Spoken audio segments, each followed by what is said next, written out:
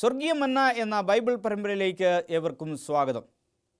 ഇന്ന് നിങ്ങളോട് പങ്കുവെക്കുവാനായിട്ട് ആഗ്രഹിക്കുന്ന വിഷയം എന്തെന്നാൽ, നമ്മളെ വഹിക്കുന്ന ദൈവം, നമ്മളെ കരങ്ങളിൽ വഹിക്കുന്ന ആ ദൈവത്തെക്കുറിച്ച് നിങ്ങളോട് സംസാരിക്കുവാനായിട്ടാണ് ഞാൻ താല്പര്യപ്പെടുന്നത്. ഈ വിഷയത്തെക്കുറിച്ച് നിങ്ങളോട് പങ്കുവെക്കുന്നതിന് മുൻപായിട്ട് 2012 നടന്നതായ 11-12 ഈ കാലഘട്ടത്തിൽ നടന്നതായ വലിയ ക്രോസ് കൺട്രി റേസ് മത്സരങ്ങളിൽ, ഈ ഓട്ടപ്പന്തയങ്ങളിൽ വെച്ച് അതിൽ പ്രധാനപ്പെട്ട ഒരു മത്സരത്തിൽ നടന്ന ഒരു സംഭവത്തെക്കുറിച്ചാണ് നിങ്ങളോട് പറയുവാനായിട്ട് ആഗ്രഹിക്കുന്നത്. 2 പ്രശസ്തി ആർജിച്ച വലിയ ഒരു സ്കൂളുകളിൽ നടന്നതായ ഈ മത്സരത്തിൽ നടന്നതായ ഒരു സംഭവം, അത് എൻ്റെ ആത്മീയ ജീവിതത്തിൽ വളരെയധികം ചിന്തിക്കുവാനായിട്ട്, അതിനെക്കുറിച്ച് ഓർക്കുവാനും അതിനെ വിലയിരുത്തുവാനായിട്ട് എന്നെ സഹായിക്കുകയും ആത്മീയ ജീവിതത്തിൽ ഒരുപടി കർത്താവുമായിട്ട് അടുത്തു വരുവാനായിട്ട് ഈ അനുഭവം എന്നെ സഹായിച്ചു. ആയതിനാൽ ഈ വിഷയം നിങ്ങളോട്, ഈ സംഭവം നിങ്ങളോട് പങ്കുവെക്കുവാനായിട്ട് ഞാൻ താല്പര്യപ്പെടുന്നു. ഇതെന്തെന്ന് പറഞ്ഞാൽ, ഇവിടെ ആ ഓട്ട മത്സരത്തിൽ പങ്കുവഹിക്കുന്നവരെല്ലാവരും ആ സ്റ്റാർട്ടിംഗ് പോയിന്റിൽ അവിടെ അണിനിരന്ന് നിൽക്കുകയാണ്.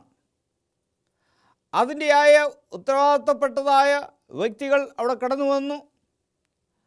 അവിടെ ആ മത്സരം ആരംഭിക്കുവാനുള്ള എല്ലാ ഒരുക്കങ്ങളും അവിടെ തയ്യാറായിരിക്കുന്നു. ആ ഓട്ടപ്പന്തയം കാണുവാനായിട്ട് അനേകരവിടെ തടിച്ചുകൂടിയിരിക്കുകയാണ്. അപ്പോൾ ആ മത്സരം ആരംഭിക്കട്ടെ എന്നുള്ളതായ ആ ഓർഡർ അവിടെ കൊടുക്കപ്പെട്ടു. പെട്ടെന്ന് തന്നെ ആകാശത്തേക്ക് ഒരു വ്യക്തി അവിടെ തോക്ക് ചൂണ്ടി വെടിവെക്കുകയുണ്ടായി. ആ വെടിവെച്ച് കേട്ടപ്പോൾ തന്നെ ഓട്ടപ്പന്തയത്തിൽ ഓടുന്ന എല്ലാവരും ലക്ഷ്യസ്ഥാനം മനസ്സിൽ വെച്ചുകൊണ്ട് വളരെ വേഗതയിൽ അവർ ഓടുവാൻ തുടങ്ങി. അങ്ങനെ ഓടിക്കൊണ്ടിരിക്കുമ്പോൾ ഒരു ഓട്ടക്കാരന് അവൻ്റെ പുറകിൽ നിന്ന് അയ്യോ എന്ന് അലറുന്നതായ ശബ്ദം കേട്ടു. അവൻ മുന്നോട്ട് ഓടുന്നതിന് പകരം തിരിഞ്ഞു നിന്ന് ആ ഓട്ടപ്പന്തയത്തിൽ പങ്കെടുത്ത ഒരു വ്യക്തിക്ക് അവൻ തട്ടിമറിഞ്ഞ് വീണ് അവൻ്റെ കാലിൽ അവിടെ ഫ്രാക്ചറായി വളരെയധികം വേദനയോടുകൂടി അയ്യോ എന്നെ സഹായിക്കണമേ എന്ന് നിലവിളിച്ചത് കേട്ട് അവൻ തിരിഞ്ഞു വന്ന് ആ വ്യക്തിയെ തൻ്റെ ചുമലിൽ ഏറ്റി അവിടെ അവരുടെ മാതാപിതാക്കളുടെ അരികിലേക്ക് കൊണ്ടുപോയി എത്തിക്കുകയും ആ ഓട്ടപ്പന്തയം വീണ്ടും ഓടി അത് പൂർത്തീകരിക്കുകയും ചെയ്തു. ഈ അനുഭവം അവിടെ ഉണ്ടായിരുന്ന വ്യക്തികളെല്ലാവരും ആ അപ്രകാരമായ ഒരു കാര്യം ചെയ്ത ആ ഓട്ടപ്പന്തയത്തിൽ മത്സരിച്ചതായ ആ വ്യക്തിയെക്കുറിച്ച്, ഈ മുറിവേറ്റ് അല്ലെങ്കിൽ ക്ഷതമേറ്റ് കിടക്കുന്ന വ്യക്തിയെ തൻ്റെ ചുമരിലേറ്റി അവനെ തൻ്റെ മാതാപിതാക്കളുടെ അരികിൽ എത്തിച്ചിട്ട് തനിക്ക് ആ ഓട്ടപ്പന്തയത്തിൽ അവന് നിശ്ചയിച്ച പ്രകാരം ആ കിരീടം അല്ലെങ്കിൽ ആ സമ്മാനം ലഭിക്കാതെ പോയാലും കുഴപ്പമില്ല, എന്നാൽ ആ നിലവിളിക്കുന്ന വ്യക്തിക്ക് സഹായിക്കണമെന്നുള്ള ഒരു ചിന്താഗതിയോടുകൂടി സഹായിക്കുവാനായിട്ട് മുന്നോട്ട് കടന്നു വന്ന ആ വ്യക്തിയെ എല്ലാവരും വളരെയധികം അഭിനന്ദിക്കുകയും ചെയ്തു. ഈ ഒരു കാര്യം നമ്മൾ നോക്കുമ്പോൾ, ഒരുപക്ഷെ ഈ വ്യക്തി ഈ അയ്യോ എന്ന് നിലവിളിക്കുന്ന വ്യക്തിയെക്കുറിച്ച് യാതൊരുവിധമായ ചിന്തയുമില്ലാതെ അത് നിഷേധിച്ചിട്ട് മറ്റുള്ളവർ ഓടിയതുപോലെ ഓടിയിരുന്നെങ്കിൽ ഒരുപക്ഷെ ഈ വ്യക്തിക്ക് അന്ന് സമ്മാനം ലഭിക്കുമായിരുന്നു. എന്നാൽ തൻ്റെ കൂടെ ഓടി വന്ന ആ വ്യക്തിയെ സഹായിക്കണമെന്നുള്ള ആ ചിന്തയോടുകൂടി അവനെ തൻ്റെ ചുമലിലേറ്റിക്കൊണ്ട് അവൻ്റെ മാതാപിതാക്കളുടെ അരികിലേക്ക് അവിടെ എത്തിക്കാനുള്ള ഒരു മനസ്സ് അവന് ഉണ്ടായത് എല്ലാവരും വളരെയധികം ആ വ്യക്തിയെ പുകഴ്ത്തി അവിടെ സംസാരിക്കുകയുണ്ടായി. പ്രിയമുള്ളവരെ, ഇപ്രകാരം തന്നെയാണ് നമ്മളുടെയും ജീവിതത്തിൽ. നമ്മുടെ ജീവിത ഓട്ടത്തിൽ നാം തളർന്നു വീഴുമ്പോൾ, നമ്മുടെ ജീവിതത്തിൽ നമ്മൾ പിന്നോക്കമായി പോകുമ്പോൾ, മറ്റുള്ളവരോട് നാം കടപിടിച്ച് നിൽക്കുവാനായിട്ട് സാധിക്കാതെ വരുന്ന സമയങ്ങളിൽ പലരും ഇപ്രകാരമായി നല്ല സന്മനസ്സോടുകൂടി ഞാനും എപ്രകാരം ഞാൻ എൻ്റെ ജീവിതത്തിൽ മുന്നേറ്റം വരിച്ചിരിക്കുന്നു, അതേ രീതിയിൽ അവനും അവൻ്റെ ജീവിതത്തിൽ മുന്നേറണമെന്നുള്ള രീതിയിൽ അനേകർ സഹായിക്കുന്നത് പലരും ഉണ്ട്. എന്നാൽ അത് വിരളമായിട്ടേ ഉള്ളൂ. എന്നാൽ മനുഷ്യർ പലരും നമ്മളെ നിഷേധിച്ച്, അല്ലെങ്കിൽ കുടുംബാംഗങ്ങൾ നമ്മളെ നിഷേധിച്ച്, നമ്മളെ തള്ളിപ്പറഞ്ഞ്, നമ്മളെ ഒറ്റപ്പെടുത്തി, ജീവിത ഓട്ടത്തിൽ നമ്മളെ നിഷേധിച്ച്, നമ്മളെ ഒറ്റപ്പെടുത്തിക്കൊണ്ടുള്ളതായ അവസ്ഥകൾ അനേക ഉണ്ടായിട്ടുണ്ട്. എന്നാൽ കർത്താവായ ദൈവം ഇപ്രകാരമായി ഉള്ള പ്രശ്നങ്ങൾ അഭിമുഖീകരിക്കുന്നതായ, ജീവിതത്തിൽ ഒറ്റപ്പെട്ടു പോയ, തളർന്നു പോയ, നിഷേധിക്കപ്പെട്ട തൻ്റെ പ്രിയ ജനത്തെ നോക്കി അവൻ വലിയൊരു ആശ്വാസത്തിൻ്റെ സന്ദേശം ഇവിടെ നൽകുന്നതായിട്ട് നമുക്ക് കാണുവാനായിട്ട് കഴിയും. നിൻ്റെ ജീവിത ഓട്ടത്തിൽ ചിലപ്പോൾ നീ തളർന്നവനായിരിക്കാം, അല്ലെങ്കിൽ നിൻ്റെ കുടുംബ ജീവിതത്തിൽ നീ ഒറ്റപ്പെട്ടവനായിരിക്കാം, അല്ലെങ്കിൽ നിന്നെ മറന്ന് മറ്റുള്ളവരെല്ലാവരും നിന്നെ നിഷേധിച്ച് അവർ എല്ലാവരും മുന്നോട്ട് കടന്നുപോയിരിക്കാം. എന്നാൽ കർത്താവായ ദൈവം അപ്രകാരമായുള്ള തളർന്ന് ക്ഷീണിച്ച് ഒറ്റപ്പെട്ട് മറ്റുള്ളവരാൽ നിഷേധിക്കപ്പെട്ട ആ അവസ്ഥയിലും നിൻ്റെ ചാരത്ത് വന്നു നിന്ന് നിനക്കൊരു പ്രത്യാശയുടെ ഒരു സന്ദേശം അവിടെ നൽകുന്നതായിട്ട് കാണുന്നു. എന്താണെന്ന് തിരുവചനത്തിൽ നിന്ന് നമുക്ക് പരിശോധിക്കാം. യെശയ്യാപ്രവചനം 46-ാം അധ്യായം 4-ാമത്തെ വാക്യത്തിൽ വളരെ മനോഹരമായ ഒരു വാക്യമാണ് പ്രിയമുള്ളവരെ. നിങ്ങളുടെ വേദപുസ്തകങ്ങൾ തുറന്ന് ഈ വാക്യം നിങ്ങൾ പരിശോധിക്കുക. ദൈവം നിങ്ങൾക്കൊരു വലിയൊരു ആശ്വാസം ഇവിടെ നൽകുന്നതിൽ സംശയവുമില്ല. യെശയ്യാപ്രവചനം 46-ാം അധ്യായം 4-ാമത്തെ വാക്യം ഇവിടെ പറയുന്നത് എന്തെന്നാൽ, നിങ്ങളുടെ വാർദ്ധക്യം വരെ ഞാൻ അനന്യൻ തന്നെ, നിങ്ങൾ നരയ്ക്കുവോളം ഞാൻ നിങ്ങളെ ചുമക്കും, ഞാൻ ചെയ്തിരിക്കുന്നത് ഞാൻ വഹിക്കുകയും ഞാൻ ചുമന്ന് വിടുവിക്കുകയും ചെയ്യും എന്ന് ഇവിടെ പറയുന്നു. നിങ്ങളുടെ വാർദ്ധക്യം വരെ, നിങ്ങൾക്ക് നരയ്ക്കും വരെ, നിങ്ങളുടെ വാർദ്ധക്യം വരെ നിന്നെ ഞാൻ ചുമന്ന്, നിന്നെ ഞാൻ വഹിക്കും, ഞാൻ നിൻ്റെ ജീവിതത്തിൽ ഞാൻ അനന്യൻ തന്നെ എന്നും അതുപോലെ തന്നെ ഞാൻ നിന്നെ വഹിക്കുകയും വിടുവിക്കുകയും ചെയ്യുന്നവനാണ് എന്ന് ഇവിടെ പിതാവായ ദൈവം നമുക്ക്, അല്ലെങ്കിൽ കർത്താവായ യേശു ക്രിസ്തു നമുക്ക് നമ്മുടെ ജീവിതത്തിൽ ഒരു വലിയൊരു പ്രത്യാശയുടെയായ ഒരു ദൂത് ദൈവം നൽകുകയാണ്. പ്രിയമുള്ളവരെ, നമ്മളെ വഹിക്കുന്ന ദൈവമാണ്. അവൻ എപ്പോഴും നമ്മുടെ ചാരത്തുള്ള ദൈവമാണ്. അവൻ നമ്മുടെ അരികിലുള്ള ദൈവമാണ്. അവൻ നമ്മുടെ ജീവിതത്തിൽ അനന്യനാണ്, എപ്പോഴും നമ്മളുകൂടെ ഉള്ള ദൈവമാണ് എന്ന് ഈ വാക്യത്തിലൂടെ നമ്മളെ വെളിപ്പെടുത്തുകയാണ്. ഒരുപക്ഷെ വാർദ്ധക്യ പ്രായമായി പ്രിയമാതാവേ, നിങ്ങളുടെ മക്കൾ നിങ്ങളെ ഉപേക്ഷിച്ച നിലയിലാണോ? ഇതാ കർത്താവായ ദൈവം നിങ്ങളോട് സംസാരിക്കുന്നു. നിങ്ങളുടെ വാർദ്ധക്യം വരെ, നിങ്ങളുടെ നരച്ച ആ അവസ്ഥ വരെ നിങ്ങളെ വഹിക്കുവാനും വിടുവിക്കുവാനും എന്നെന്നും അനന്യനായിട്ട് കർത്താവായി ദൈവം നിങ്ങളുടെ കൂടെ ഉണ്ട് എന്ന് ഇവിടെ ദൈവം നിങ്ങൾക്ക് തിരുവചനത്തിലൂടെ ഒരു വലിയൊരു സന്ദേശം നൽകുകയാണ്. ആയതിനാൽ പ്രിയ അപ്പച്ച, പ്രിയ അമ്മച്ചി, നിങ്ങൾ കരയേണ്ട ആവശ്യമില്ല, നിങ്ങൾ വ്യസനിക്കേണ്ട ആവശ്യമില്ല. ദൈവം നമ്മൾക്ക് വളരെ മനോഹരമായൊരു ആശ്വാസത്തിൻ്റെ ഒരു സന്ദേശം ഇവിടെ നൽകുകയാണ്. ഒരുപക്ഷെ മക്കളെല്ലാം നിങ്ങളെ വെറുത്ത്, അല്ലെങ്കിൽ നിങ്ങളുടെ പ്രിയപ്പെട്ടവരെല്ലാം നിങ്ങളെ വെറുത്ത് നിങ്ങൾ ഒറ്റപ്പെട്ട അവസ്ഥയിൽ ജീവിത ഓട്ടത്തിൽ നിങ്ങൾ പിന്തള്ളപ്പെട്ടവരായി കാണപ്പെടുന്നുവോ? ഇതാ നിങ്ങൾക്ക് പ്രത്യാശയുള്ള ഒരു സന്ദേശം ദൈവം തിരുവചനത്തിലൂടെ നൽകുന്നു. ദൈവം പറയുകയാണ്, നിങ്ങളെ വാർദ്ധക്യം വരെ നിങ്ങളെ ഞാൻ വഹിക്കും, നിങ്ങളുടെ നരച്ച ആ അവസ്ഥയോളം നിങ്ങളെ വഹിക്കുകയും നിങ്ങളെ ഞാൻ വിടുവിക്കുകയും നിങ്ങളുടെ ജീവിതത്തിൽ ഞാൻ എപ്പോഴും അനന്യനായിരിക്കുമെന്ന് എത്ര അനുഗ്രഹിക്കപ്പെട്ട ഒരു സന്ദേശമാണ് ദൈവം നമുക്ക് ഇവിടെ നൽകുന്നത്. ആയതിനാൽ വ്യസനിക്കേണ്ട. ഇതാ ദൈവം, ജീവനുള്ള ദൈവം, ഇതാ കാൽവറി ക്രൂശിൽ നിങ്ങൾക്ക് വേണ്ടി അവൻ്റെ ആ സ്വന്തം രക്തത്തെ ചൊരിഞ്ഞ ദൈവം, അവൻ്റെ ജീവിതത്തെ നമുക്ക് വേണ്ടി, അവൻ്റെ ജീവനെ നമുക്ക് ബലിയർപ്പിച്ച ദൈവം ഇതാ നമ്മുടെ ചാരത്ത് നിൽക്കുന്നു. അവൻ പറയുകയാണ്, നിന്നെ ഞാൻ വഹിച്ചുകൊള്ളാം മകനെ, നിന്നെ ഞാൻ വഹിച്ചുകൊള്ളാം മകളെ, നിന്നെ ഞാൻ വഹിച്ചുകൊള്ളാം പ്രിയ പിതാവേ എന്ന് ദൈവം ഇതാ നമ്മുടെ ചാരത്ത് നിൽക്കുന്നു. നാം തുടർന്ന് നമ്മൾ നോക്കുമ്പോൾ യെശയ്യാപ്രവചനം 40-ാം അധ്യായം 11-ാമത്തെ വാക്യത്തിൽ വളരെ മനോഹരമായ ഒരു വാക്യമാണ് ഇവിടെ നാം കാണുന്നത്. ഒരു ഇടയനെ പോലെ അവൻ തൻ്റെ ആട്ടിൻകൂട്ടത്തെ മേയ്ക്കുകയും കുഞ്ഞാടുകളെ ഭുജത്തിലെടുത്ത് മാർവിടത്തിൽ ചേർത്ത് വഹിക്കുകയും തള്ളകളെ പതുക്കെ നടത്തുകയും ചെയ്യുന്നു. ഇവിടെ പറയുന്നത് എന്തെന്നാൽ ഒരു ഇടയനെ പോലെ അവൻ എന്തു ചെയ്യും? തൻ്റെ ആട്ടിൻകൂട്ടത്തെ മേയ്ക്കുകയും കുഞ്ഞാടുകളെ കുഞ്ഞാടുകളെ ഭുജത്തിൽ എടുത്ത് മാർവിടത്തിൽ ചേർത്ത് അവൻ ആ തള്ള ആടുകളെയും അവൻ നയിക്കുമെന്നാണ് ഇവിടെ പറയുന്നത്. എത്ര നല്ലൊരു വാക്യമാണ്. ദൈവത്തിന് സ്തോത്രമുണ്ടാകട്ടെ.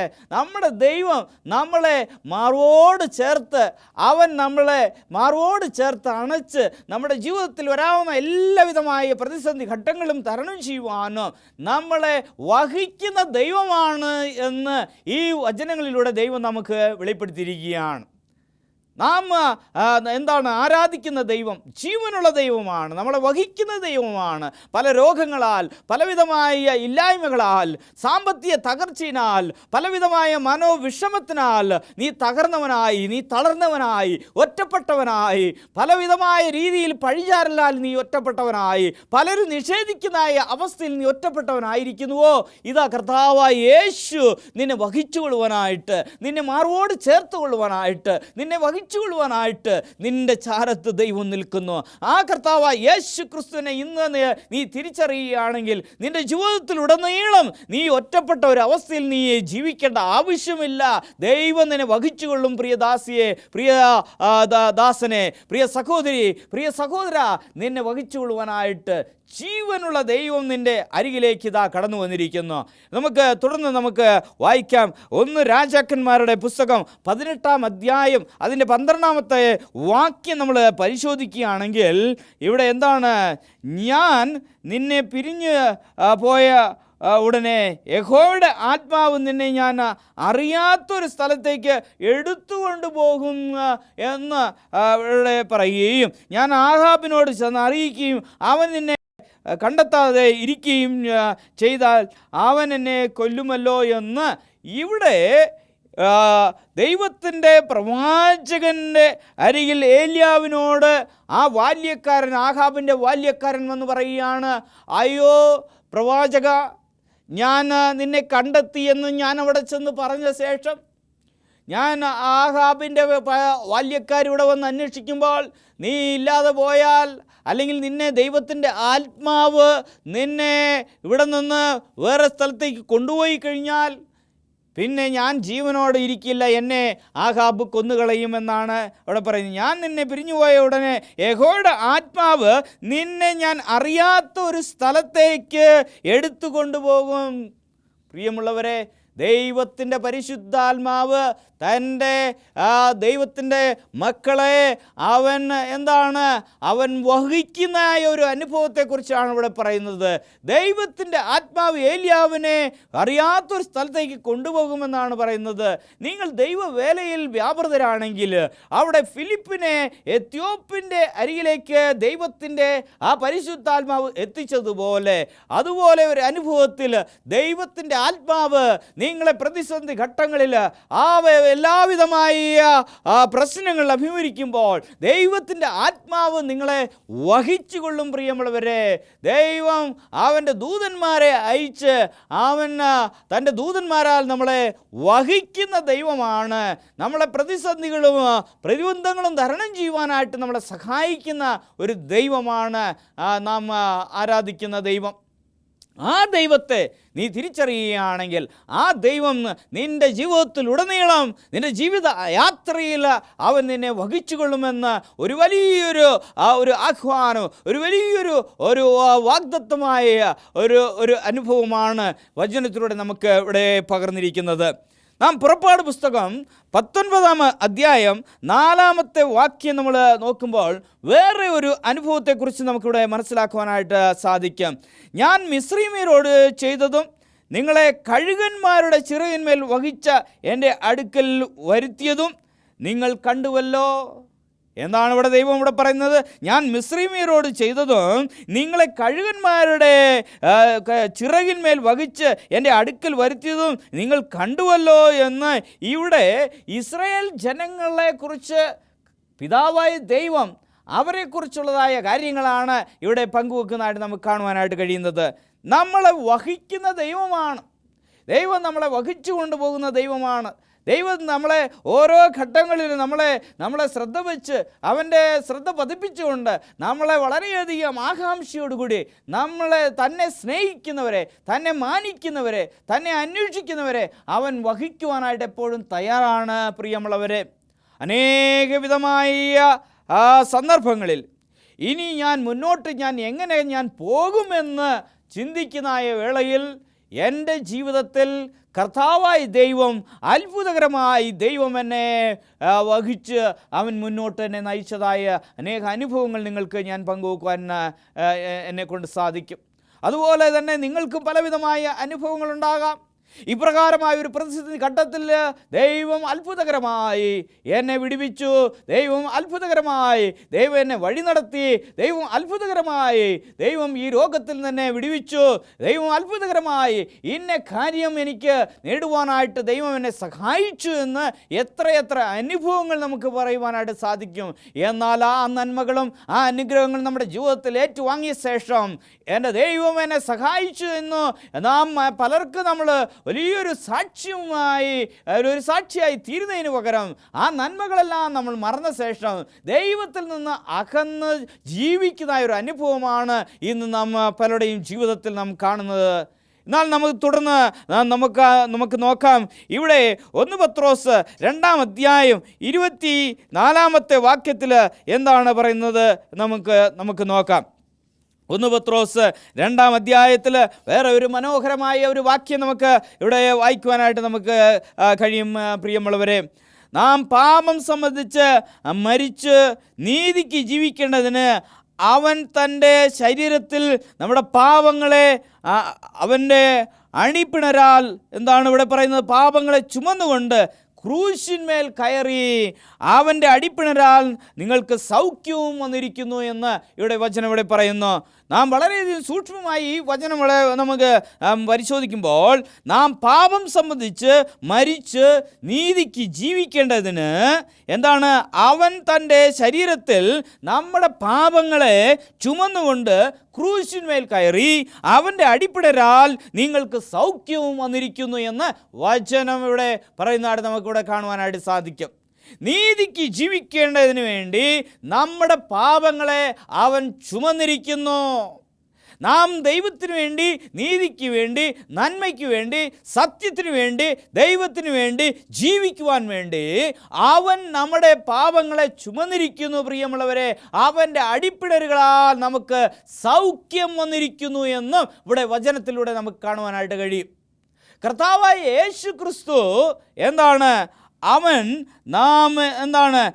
നീതിക്ക് ജീവിക്കേണ്ടതിന് നന്മ മാത്രം ചിന്തിക്കുകയും നന്മ മാത്രം നമ്മൾ എപ്പോഴും അന്വേഷിക്കുകയും ആ നന്മയായ കാര്യങ്ങൾ മാത്രം മറ്റുള്ളവർക്ക് ചെയ്യുവാനായിട്ട് നമ്മൾ എപ്പോഴും താല്പര്യപ്പെടുമ്പോൾ ദൈവം അവൻ്റേതായ അനുഗ്രഹങ്ങൾ നമ്മുടെ ജീവിതത്തിൽ നമുക്ക് പകരുകയും അപ്രകാരം നീതിക്ക് ജീവിക്കേണ്ടതാണ് അത് ദൈവത്തിൻ്റെ ആഗ്രഹം.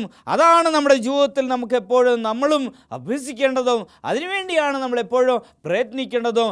അതുകൊണ്ടാണ് കർത്താവായ ദൈവം നമ്മുടെ പാപങ്ങളെ അവൻ ചുമന്ന് ആ ക്രൂശിന്മേൽ കയറിയത് എന്ന് ഇവിടെ വചനത്തിലൂടെ നമുക്ക് വെളിപ്പെടുത്തുന്നത്. അതുപോലെ തന്നെ അവൻ്റെ അടിപ്പിണരാൽ നമുക്ക് സൗഖ്യവും ലഭിക്കുന്നു. നമ്മളെ വഹിക്കുന്ന ദൈവമാണ്. അവൻ്റെ ജീവൻ നൽകി നമ്മളെ വഹിച്ചിരിക്കുകയാണ്. നമ്മളെ അവൻ്റെ കരങ്ങളിൽ വഹിക്കുന്നത് മാത്രമല്ല, അവൻ തന്നെ സ്നേഹിക്കുന്ന മക്കളെ അവൻ്റെ മാറോട് ചേർത്തണച്ച് അവൻ നമ്മുടെ ജീവിതത്തിൽ നമ്മളെ മുന്നോട്ട് നയിക്കാൻ എപ്പോഴും സന്നദ്ധനാണ് എന്ന് ഇവിടെ തിരുവചനത്തിലൂടെ നമുക്ക് കാണുവാനായിട്ട് കഴിയും. പ്രിയമുള്ളവരെ, അതുപോലെ തന്നെ നാം തുടർന്ന് നമ്മൾ നോക്കുമ്പോൾ ലൂക്കോസിൻ്റെ സുവിശേഷം 15-ാം അധ്യായം അതിൻ്റെ 5-ാമത്തെ വാക്യത്തിൽ നമ്മൾ നോക്കുമ്പോൾ ഇവിടെ കാണാതെ പോയ ആ ഒരു ആട്ടിൻകുട്ടിയെക്കുറിച്ചുള്ളതായ ഒരു അനുഭവത്തെ, ഒരു ആടിനെക്കുറിച്ചുള്ളതായ ഒരു അനുഭവത്തെക്കുറിച്ച് നമുക്ക് വായിക്കുവാനായിട്ട് സാധിക്കും. അതിൽ ഞാൻ 5-ാമത്തെ വാക്യം നമ്മൾ വായിക്കുവാനായിട്ട് ആഗ്രഹിക്കുന്നു. കണ്ടു കിട്ടിയാൽ സന്തോഷിച്ച് ചുമലിലെടുത്ത് വീട്ടിൽ വന്ന് സ്നേഹിതന്മാരെയും അയൽക്കാരെയും വിളിച്ചുകൂട്ടി, കാണാതെ പോയ എൻ്റെ ആടിനെ ഇതാ കണ്ടുകിട്ടി, കാണാതെ പോയ എൻ്റെ ആടിനെ കണ്ടുകിട്ടിയതുകൊണ്ട് എന്നോടുകൂടെ എന്താണ് സന്തോഷിപ്പീൻ എന്ന് അവരോട് പറയും എന്നാണ് ഇവിടെ പറയുന്നത്. എന്നാൽ കണ്ടുകിട്ടിയാൽ അവൻ എന്താണ് ചെയ്യുന്നത്? ആ കാണാതെ പോയ ആടിനെ ചുമലിലേറ്റി അവൻ വീട്ടിൽ വന്ന് തൻ്റെ വീട്ടിലുള്ളവരും അയൽവാസികളോടും ഇതാ കാണാതെ പോയ, നഷ്ടപ്പെട്ടു പോയ ഒരു ആടിനെ തിരികെ കിട്ടിയിരിക്കുന്നു, ആയതിനാൽ നിങ്ങളെല്ലാവരും എന്നോടുകൂടെ നിങ്ങൾ സന്തോഷിക്കുക എന്ന് ഇവിടെ പറയുന്നു. ഇവിടെ നഷ്ടപ്പെട്ടു പോയ ഒരു ദൈവ പൈതലിനെ കർത്താവായ ദൈവം വീണ്ടെടുക്കുമ്പോഴുള്ള ഒരു സന്തോഷം, സ്വർഗം സന്തോഷിക്കുന്ന ഒരു അനുഭവം. അല്ലെങ്കിൽ പാപിയായ ഒരു മനുഷ്യൻ അവൻ്റെ പാപപങ്കുലമായ ആ ജീവിതത്തിൽ നിന്ന് ഒരു മാനസാന്തര അനുഭവത്തിലേക്ക് കടന്നു വരുന്നതായ ആ അവസ്ഥയിൽ സ്വർഗം സന്തോഷിക്കുന്നതായ ഒരു അനുഭവത്തെക്കുറിച്ചാണ് ഇവിടെ പറയുന്നത്. അവൻ ചെയ്യുന്നത് എന്താണ്? ആ ആടിനെ ചുമലിലേറ്റിയതുപോലെ ആ മാനസാന്തരപ്പെട്ട ആ പാപിയെ അവൻ്റെ ചുമലിലേറ്റി വഹിച്ചുകൊണ്ട് അവൻ എന്ത് ചെയ്യുന്നു? അവൻ്റെ ജീവിതത്തിൽ അവൻ്റെ ചുമലേറ്റിക്കൊണ്ട് വഹിച്ചു കൊണ്ടുപോകുന്ന ഒരു അനുഭവം അവൻ്റെ ജീവിതത്തിൽ അനുഭവിക്കുവാനായിട്ട് സാധിക്കും പ്രിയമുള്ളവരെ. അതിനാൽ അങ്ങനെയുള്ളതായ അനുഗ്രഹങ്ങൾ ഏറ്റുവാങ്ങുവാനും ദൈവത്തിൻ്റെ കരങ്ങളിൽ നിന്നെ ഏന്തിക്കൊണ്ട് ജീവിതത്തിൽ മുന്നോട്ട് പോകണമെങ്കിൽ നിന്നെ തന്നെ ദൈവകരങ്ങളിലേക്ക് സമർപ്പിക്കുക. നമുക്ക് പ്രാർത്ഥിക്കാം. നിത്യനും പരിശുദ്ധനുമായ വാഴ്ത്തപ്പെട്ട ദൈവമേ, അങ്ങയുടെ കരങ്ങളിൽ അടിയങ്ങളെ ദിനംതോറും വഹിച്ചു കൊള്ളണമേ.